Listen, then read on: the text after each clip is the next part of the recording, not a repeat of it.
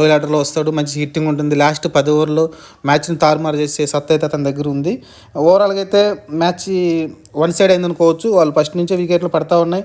హర్షదీప్ మళ్ళీ స్టార్టింగ్లోనే వికెట్లు తీయడంతో అయితే వాళ్ళు ఎక్కడ కోలుకోలేదు. మ్యాచ్ స్టార్టింగ్ మంచి పార్ట్నర్షిప్ వచ్చింది. అయినప్పటికీ హర్షదీప్ అయితే మంచి వికెట్లు తీయడం చూసాం. హర్షదీప్ని అయితే హెన్రిక్సన్ కానీ జార్జి మంచి 81 తోటి సాలిడ్గా ఆడుతూ ఉన్నాడు.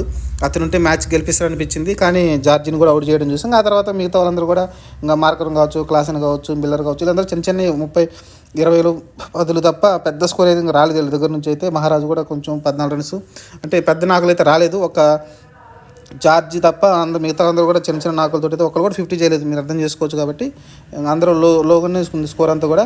ఇంకా 218కి అయితే ఆల్అౌట్ అయిపోయారు 10 ఓవర్లకి.